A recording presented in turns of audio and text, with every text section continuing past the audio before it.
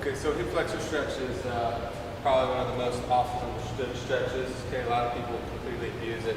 So we're going to work on it first. First thing, your knees and your front foot and your back knee are essentially on the same line.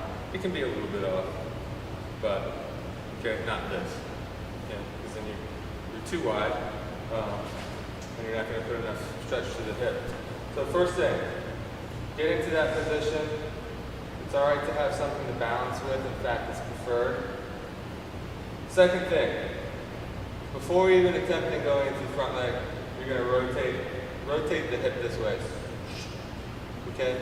That's going to tighten your hip flexor. Before you even go anywhere, you should have tension nice and tight in your hip flexor. It's also going to mean you're going to feel your butt cheek nice and tight. So your glute will tighten up. Okay? I always tell people it's like a bowl of soup, right? Spill the soup so it goes down your butt so you get your hip flexor tight. So it's nice and tight now. I'm continually trying to get it tighter, so there's always tension on there. You can stretch it in this position, so you don't even need to go forward yet. Okay? Some people might not even need to fall forward at all. Tilt the hip back. That's a posterior pelvic tilt. Posterior pelvic tilt. Okay? Hold it there. Give about 30 seconds, let it stretch a little bit. Deep breath. Breathe from the belly.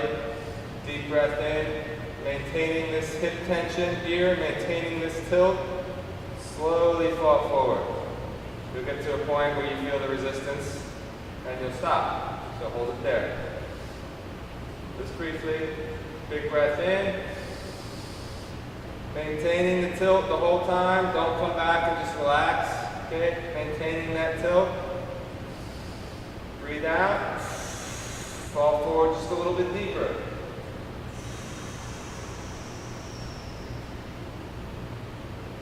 Deep breath. Maintaining the hip tilt. Again, go deeper.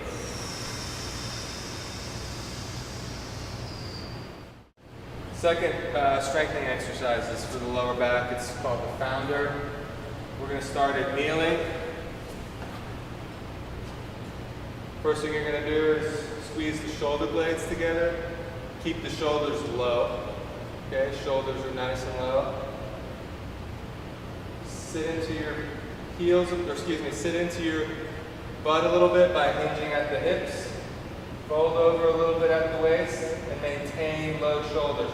Imagine you're trying to get your fists to touch your ankles. Feel the lower back, the erector spinae turn on. Just hold it isometrically. Not too bad. Feel like a hood ornament, kind of. Basically trying to find the tipping point between falling forward and falling backwards. Okay? I'd say 20, 30 seconds. That's going to turn your lower back on. It's going to get this action going. You've gotten used to that a couple times, throw in an overhead. So, same deal. Shoulder blades back. Sit into the hips a little bit. Make sure to maintain your chin close to your torso. Okay? If you go down really deep, you can't look forward like that. Okay? So use an L. Sit down into it. This is pretty easy now, so I'm making it a little bit harder. Go overhead. Okay? Still pulling the shoulders down, not letting them go up. Shoulders down, and my chin is raised accordingly. Alright, not so bad. 15, 20 seconds. Get used to it. Build up to the standing version. Standing version is the same thing, except standing. Weight's going to be in your heels and not your knees. So, start off here, shoulder blades back, sit into it. Does not have to be a super deep squat, okay? It's just an isometric, just meant to sort of turn on those postural muscles. Shoulders down. Feel the weight in your heels. Sometimes it helps to bounce a little bit into your heels to sort of know where you are. And then overhead.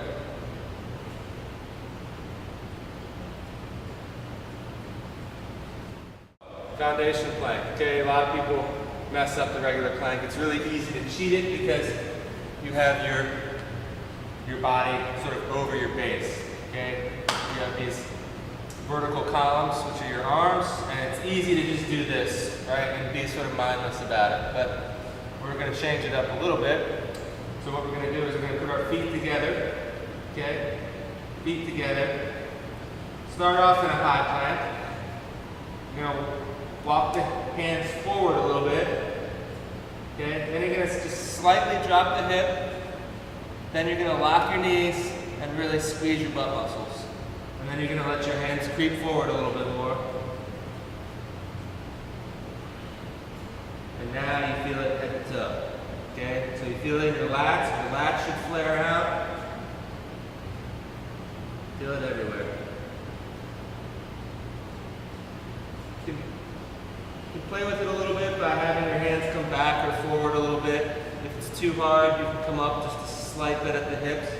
But ultimately, you really want to get your glutes into it.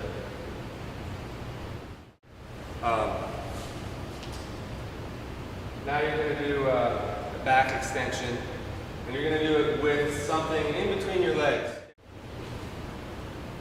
So, back extension, you got 2 ab mats.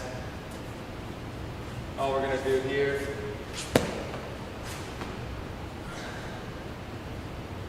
put those ab mats in between my knees. Just imagine you have water coming up.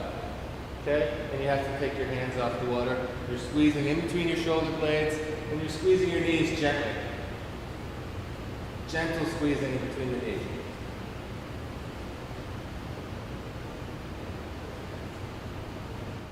Okay, if you're wondering about the legs, you're working your adductors a little bit.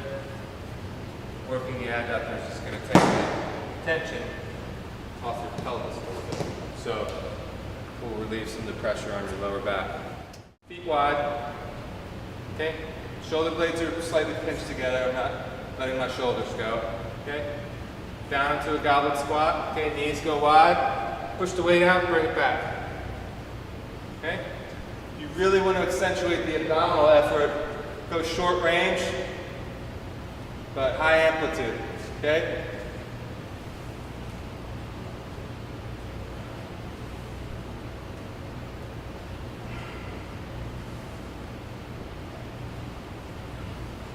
Easy. We'll fry your abs.